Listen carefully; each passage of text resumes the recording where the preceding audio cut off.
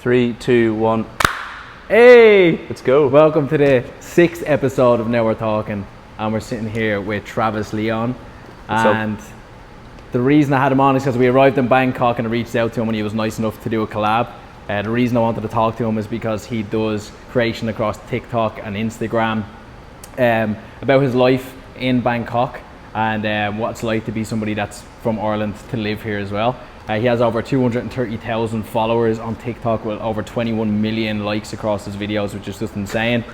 And he has over 50,000 followers on Instagram as well. So it's like an insane reach that you're having. So I appreciate that you're here, man. No, not at all. Not at all. Yeah, so it's going well. The first question I wanted to ask you was this, right? Is I think, in my opinion, I think you're like living a lot of people's dream, like a lot of like the modern person's dream. Like what they want to do is they want to be able to go, they want to be able to travel, they want to be able to live in different countries, because most of the time, like say in Western society, like where we're from in Ireland, it's quite hard, it's quite difficult to like make a living and to actually be able to like, you know, do the things that you want to do.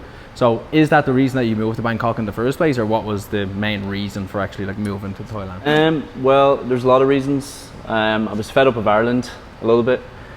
You know, I'd never lived abroad either, so you know, just the experience was kind of the first part. But yeah, I felt, you know, coming from Dublin, you know just how expensive it is. I lived there and I just felt for the longest time that I wasn't really getting out of the city what I was paying, which was quite a lot, you know, on rent, transport, just general life. The nightlife seems a bit dead. Not to criticize it too much, but I kind of just spent my time there. And I wanted to live abroad.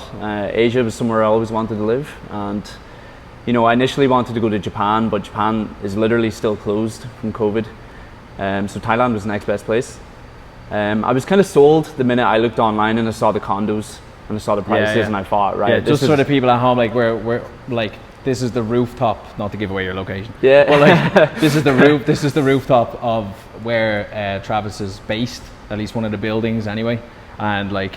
It's like one of the most insane views I've ever seen, like across the city. Like we're staying in a nice enough hotel in Bangkok at the moment, and like genuinely I've not seen a like view like this. The other thing I wanted to ask you as well was, so like content creation is something obviously that you're passionate about, right? So have you always been is this your first time making videos just across Bangkok and it blew up on TikTok, or like were you always trying to be a content creator? So I was always a creative type. I was the kid in my class who was good at drawing, you know. And that was kind of my thing for a while. I was like good at drawing. I liked art. I was the art guy. And I think when YouTube first came out, I used to make videos in school of me and my friends. And I used to make edits. I think it was on like Windows. I can't remember, Windows Movie Maker or something like that, a long time ago. But I used to make edits of me and my mates messing around, put music on it, and then I'd show it to them on YouTube, and that was it. Yeah.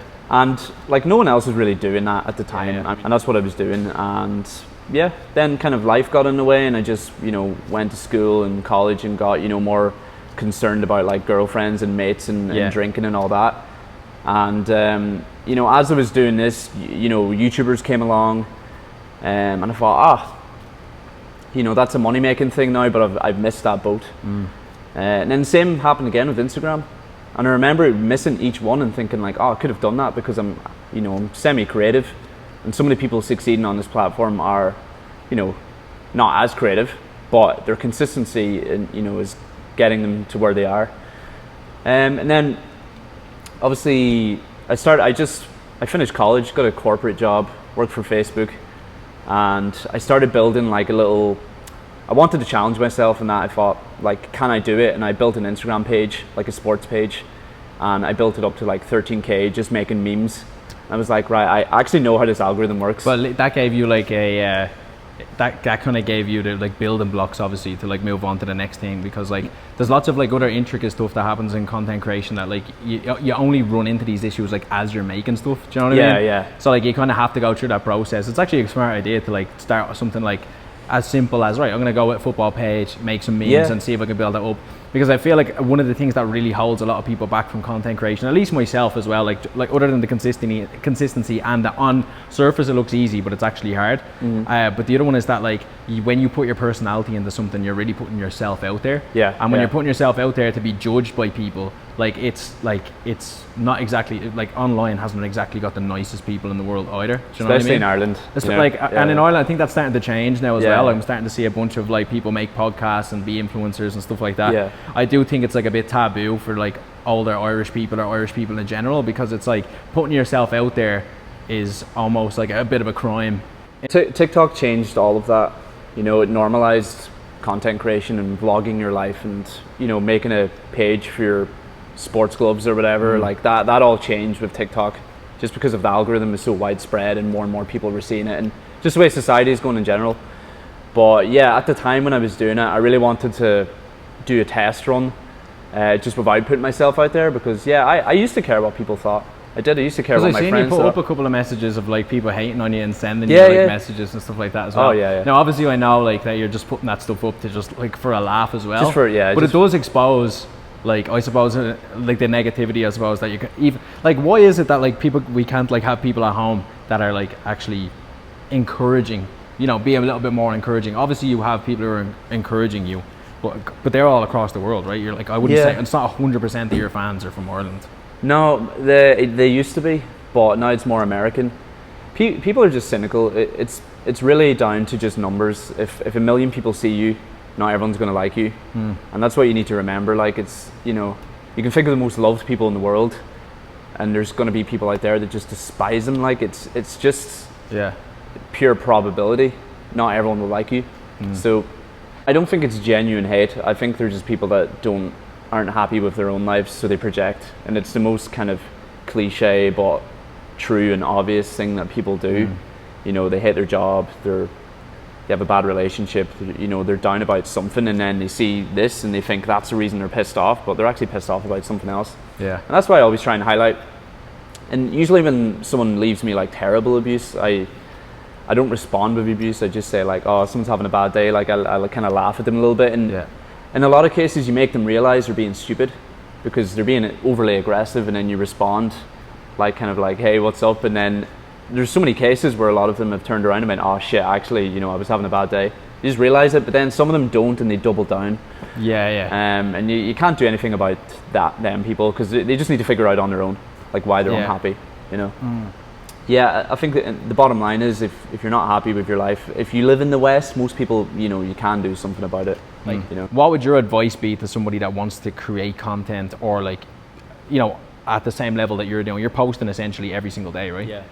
Like, what's your advice to someone taking that like first step to becoming a content creator? So the hurdle that a lot of people don't cross is like, what am I going to make content about?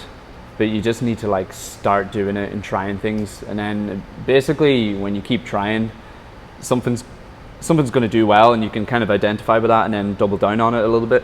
But that's the main hurdle. People think that they're not interesting, or they don't have stuff to make content about. But you know, with so many people in the world and so much exposure, like, you know, there is probably at least 100,000 people that like fuck with you and your personality. And they're all about you, and they're all about your humor and your you know, frame of mind and your perspective, and they're out there.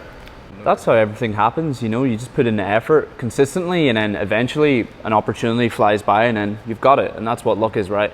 Effort times opportunity or something like that, and then the two cross paths. The harder I work, the luckier I get. Like, exactly. And a good way to think about it is like, you're not special at all, but you also are special. So you're not special in the sense that no one gives a shit if you put yourself out there and have an opinion, or, you know, you act a certain way. Like, no one cares, right? So that's a good way to think about it. But you are special in the sense that, you know, there are people that will, you know, enjoy your content and consume you and give you their time of day. You know, there's a lot of people out there that are still just solely consumers. You know, they don't want to be content creators, they just like to consume, and that demographic is huge. So I mean, in terms of making content, it's still early, believe it or not. It feels like everyone's doing it, but it is still early. The thing that's going to differentiate you from someone who succeeds and who doesn't succeed is your effort and your output and your consistency, right? So it's just about making time for that, being smart, you know, making sure you have money to sustain yourself while you're building something. But did you save? So before you came to Bangkok, what was like the master plan, like to make this happen? How did you make this happen? Yeah, I started making content during COVID, and then I grew big in Ireland, and I was like one of the I don't know, I was one of the top Irish creators, I think. And then I got signed with an agency. I was getting brand deals, very inconsistent. Every now and then, just they would reach out to me and say, do a promotion for Board Fáilte Ireland or whatever, and you know, I'd make some money, but it wasn't consistent. But the thing that helped me, obviously, and not a lot of people can do now, is that I bought Bitcoin when it was really cheap, and here we go. Yeah, it was a crypto thing. I'm a crypto bro as well, man. Oh, are you? Yeah. I've fully joined the cult. So did you know about Bitcoin beforehand, like, or how long? Yeah, have you been I knew about Bitcoin for a long time. Like, we used to talk about it in school, like secondary school, and I just couldn't afford it. And then I started like watching all the crypto YouTubers, and I just got really invested, but I couldn't afford it. And then basically I left Facebook with a lot of savings, and I spent about 70% of it in Bitcoin, so you know, thousands, and Bitcoin was like $5,000 at the time. So obviously I rode the Bitcoin wave from 5k all the way up to 69k, and that, you know, I said to myself, I was like, right, on the way up, right, like how did you hold the whole way to the top? Like, because it's very rare someone will buy the absolute bottom and sell the absolute top, but like, were you selling as it was going up essentially, or like? I was holding right up from 69, and it went back down again. Yeah. Oh my god. Because I believed it was going to 100k. I really believed it. Like that was the top signal, right? Like that was the signal for the top of like everyone. Once everyone starts believing that this is gonna happen, like that's realistically when it's not gonna happen, you know. But at the time, like that hype around that area, like if you were like invested in crypto over the last like 2 years, like holy shit, like it was an insane roller coaster. Like when I joined it, like because I essentially like doubled my portfolio, right, and I had a good amount in it. Like I was like essentially putting every paycheck into this because I was like really invested. Now I came out I broke even essentially, like afterwards, so it's fine, so I didn't lose anything, but like I picked up the lessons along the way, and like I thought that the crypto community, I thought this was how it always was. You know, that everything is always blowing up and going up 4x, and I was like, oh my god, I'm after finding this new world, and I completely got lost in the sauce. Like essentially got like completely like just like was, you know, thinking that this is a team game and that we're all going to win and we're all just going to buy at the bottom, we're all going to sell top, and everything's going to. We're all going to make it. You know, as much of a believer in crypto as I was, I think like Wall Street and the government have their hands in crypto right now, and I think they can fuck with it. So am I allowed to swear, by the way? Yeah, you're allowed to swear. Yeah. So I'm actually out of crypto at the minute completely. Yeah, same. Not by choice, obviously. Yeah. I got washed out. Yeah. I had lots of crypto, and then basically because I had so much crypto, I stopped working. Dude, you're literally living the dream. Like it's like literally every lad in their 20s wants to be able to go live somewhere else that's like an incredible place to live. Yeah. Be able to actually be good at crypto and not just get wrecked every single time. A content creator on top of that as well. Like it's like you've literally figured it out. The only reason I figured it out was because I had no choice. I had so many bad experiences in the workforce, and the thought of going back to another job. I had an interview with Google after I left Facebook, and I was so traumatized from that experience. I had a bad experience with my manager, and I just said to myself, I'm never ever going back to that. Never ever. I just want to be in control, and I know it's a cliche and everyone wants it, but I literally had no choice but to leave the conventional workforce and never return. I just couldn't get motivated to do the work at these jobs. You know, I'd be motivated for a few months, and I think this is what made me run into a lot of issues with my managers and stuff, was that like I started off with a lot of motivation. Oh, I've got this new job, it's amazing, it's in, you know, the headquarters of Dublin in Europe, and then after, you know, a few months my performance would just dip because I didn't give a shit about the work. I just didn't, and I realized I never would. As long as it's someone else's business and it's for their kind of gain, I just would not be motivated, and I would eventually just leave. So yeah, it's just about realizing that, you know, that all of my effort and time should go into myself. And that was like the breaking point for me. No, it's I'll never go back. Obviously, you know, I don't want to bash that life because it's not. This is what I'm trying to say though about people hating. Is Yeah, that, like, yeah. as you said, like a lot of people are in those situations and they want to get out. So it's just important that we understand of like you explained exactly how you did it. So Yeah, it's yeah, Like, I I've feel like empathy. anyone can follow that blueprint, right? I think so. I think anyone can do it, and I think everyone will start to do it eventually in some form. So it's going to get a lot competitive in the next few years. That's how I see it going. But not to criticize anyone that's doing it. You know, we still need people to do all these things, and some people are completely fine with it. Some people love the security element, and there's lots of benefits to that. It's just personally not for me. Yeah, that's fair.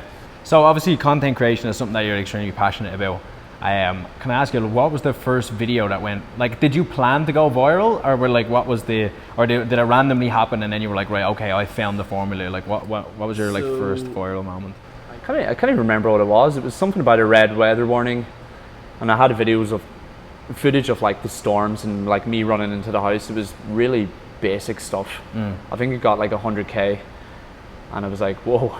Yeah, that's I've never got this much views ever on anything. And it slowly became making Irish content, you know, about the pandemic, about Leo Varadkar, about chicken fillet rolls, all that stuff. But that's just what was doing well, so I pandered a little bit to that, but you know, But you don't want to put yourself in a box either, right? Of like just like. Well, I did completely. I did. Yeah. I was making all Irish content, relatable Irish content, and then eventually, when you know TikTok became popular, and all my friends and you know family were getting on it, they were seeing this and they were like, "What are you doing? Like this isn't you." It's easier to kind of get your audience and then start slowly changing your content than to start off, you know, making content that's not very popular and gaining it that way. You know, so I took the fast route, get my audience, and then once they've garnered the audience, maybe I can start like implementing more personality and more. And that's what it is. That's exactly what I did. Because then I left Ireland altogether and I couldn't make content about Ireland anymore. So I thought, right, I've got to change the it up irony, here. like walking around Bangkok, literally, like, you know, yeah, chicken fillet rolls. It would make no sense. People would be like, only what are you going to doing? Irish bars, like, don't Yeah, suppose yeah. you could do that, but like, not the same, right? No, I didn't want to do it either. That's the thing. Like, that content stopped making me happy a long time ago. So if you're not happy making your content, you're just gonna stop making it anyways. It's gonna become a chore. So I had to make it really about. Because you don't want to leave somewhere like a 9 to 5 and then just basically do like make your own 9 to 5. Do you know what I mean? Like, you don't want to actually be able to enjoy it, right? Pure pandering. So. Well, I think that's a good shout though, like, you know, to lean towards the masses a little bit at the start to at least like gain an audience, and then like because like that's what I noticed as well, is that like, you know, it's like if I go too niche, for example, like we done a couple of episodes of the podcast, right? So like it's most inconsistent podcast in the world, right? Because I started it just like as COVID happened, like it was just impossible to be able to sit down with people, especially in Ireland. So I was like, right, you know what, I'm gonna like leave Ireland, just travel the world instead, and then come back and do it again. But I did notice, like by the third episode, like we interviewed a helicopter pilot for the Irish Air Force, so we're a little bit more known, a little bit more extravagant. That reached like 3K views, like you know, a lot quicker. So it gave me that insight of like, okay, right, I need to, you know, if I am going to do this, I can't go so niche to the point where it's like I can go niche in the future of my creations because people will know who I am. But like beforehand, it's going to be much harder to relate to, because like you need to obviously acquire some audience before that time. You know, you got to win them over first. You got to do what it takes to get exposure, and then you can niche down. That's the fastest way to do it. Unless you're incredibly talented, you can't start off that niche. Like I've seen, there's a creator in Ireland called Simon Hennessy. I don't know if you've seen him. He's a TikToker, you know, but he's I'm not on TikTok. He's one of these guys who's so naturally funny, and he started off really niche, but he just had raw talent. I remember looking at him being like, this guy's gonna blow up.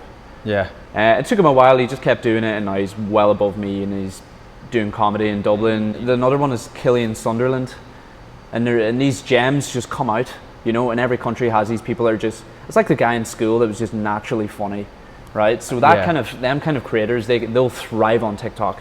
But I'm not one of them. I'm no less funny, no less creative, or you know, any attribute more than the average person. I truly believe that. I just put in the consistency, put in the time. I just keep doing it, keep trying.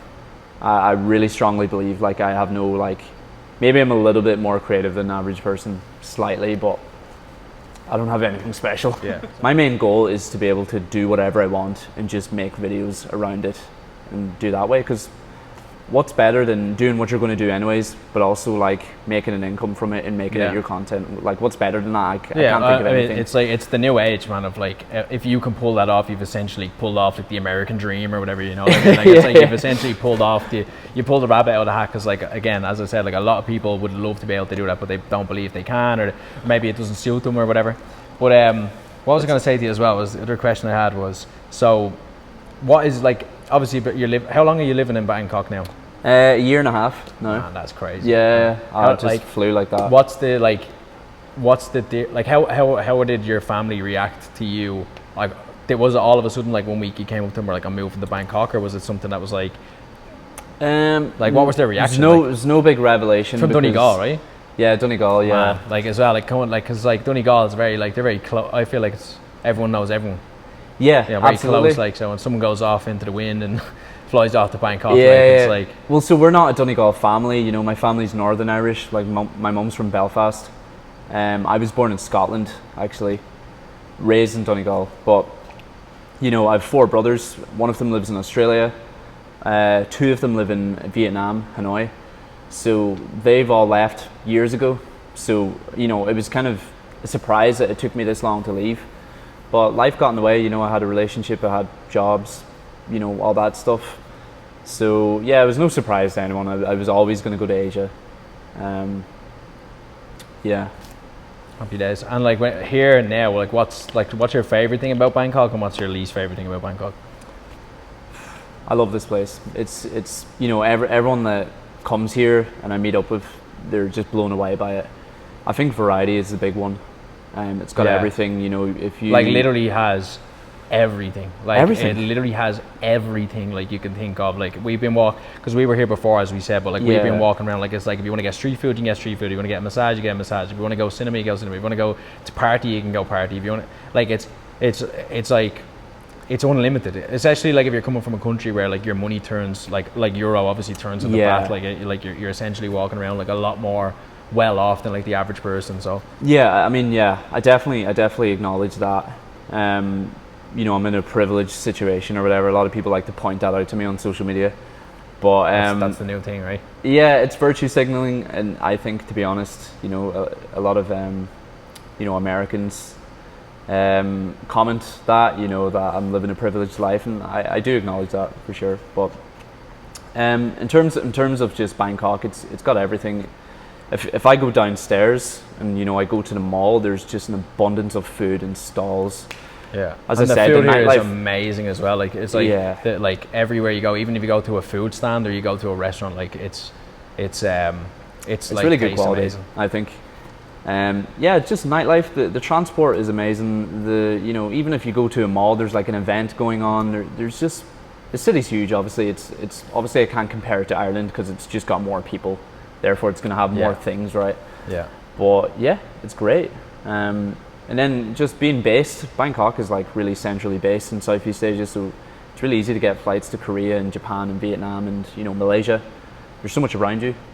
So I think it's like, I genuinely believe Bangkok is the best place to live in the world right now. I believe that. If you're someone who's kind of wanting to pursue an entrepreneurial life or kind of self-sufficient lifestyle, you know, Asia is a brilliant place to do that. Even places like Bali, if you want to be a digital nomad, places like Bali, you know, Malaysia, Thailand, they're all great places to even just start building that life. Yeah. I don't think there's any point doing that in Ireland, where everything's just really overpriced and it's going to take you longer, and you're also living a less quality of life when you're doing that, right? You're kind of being pushed away. You're being pushed away from Ireland by the government. Like, you are. Like, there is no real incentive to stay. Like, unless, like, I'm not, like, again, if you make that decision, that's fine. Like, I've nothing against people that want to do that, and like, I completely understand it. And like, I could also see myself going the other way and like committing to that and staying at home because I want to be with my family. But at the same time, like, it's good to have the choice, right? But there's many reasons. I think the West is a bit of a toxic place at the minute in general anyways, so I'm just happy to be away from that. No, I've definitely noticed that as well. Yeah, the thing about the West is it's an overly progressive society. So they're doing a lot of good things in terms of like people's rights and LGBTQ plus and progressing society. But at some stage it's kind of swung so far left that a lot of people are kind of desiring a little bit more of a traditional lifestyle, and a lot of them values, they're kind of non-existent in the West right now, particularly around relationships and religion and stuff like that. Yeah. Which is why these characters like Andrew Tate are so popular at the minute. The demand is there. Yeah. So when you come to this side of the world, there's still a bit more traditional values, which a lot of young men are seeking at the minute. There's a reason that he's going viral, and there's a reason that like all these people are going viral. It's one, obviously they're saying shock factor shit that like nobody would ever really say, but when people do say it, obviously it grabs people's attention. So that's why people say someone like Andrew Tate is like 90% of what he says is pretty decent and it makes a lot of sense, and then like 10% is just basically like, well, can we trust somebody who's like 10% of what they say is like horrific to a certain extent, and then 90% is like the gospel for a lot of people. It has to be polarizing to be heard. Yeah, that's the problem. In this day and age it does. It does, because it's the general opinion is swung so far left that you can't get someone who's perfectly balanced in the middle to get that message across. You need someone who's swung so far right to bring that pendulum more into the middle. I believe that anyways. And if you've got any common sense, you'll know that these bold statements are just polarizing statements, and everyone makes them. You've got people like Cardi B that say outrageous stuff, and it's just allowed because it's I think they maybe just like a lot of this content just needs to come with maybe a parental advisory sticker or something, or something a little bit more because I understand where you're coming from, and I agree. I completely agree, because I think you're smart enough, for example, to listen to this type of stuff. I think, but I do think there are a lot of young, dumb, impressionable people that literally take everything at face value. For example, I was listening to a Juice WRLD interview, and he was saying that the reason he started sipping lean and like all that stuff is because Future was mentioning it in his songs, and he was young and impressionable. Okay. Then he died from drug overdose. So again, I suppose that's where I get the pushback. But I also believe that the message that is being pushed forward to young men is much more important than maybe this smaller percentage of people that we need to protect. But we do still need to protect them. But yeah, there's impressionable people everywhere. But the issue is, you've got to combat these polarizing opinions with a debate or reasonable logic, and encourage critical thinking instead of just saying that's a bad influence, cut that out, because then who's deciding who's an influence or not? There's agendas behind all these things, and I think it's unfair for some people to assume, especially women, to assume like what is a good role model for men.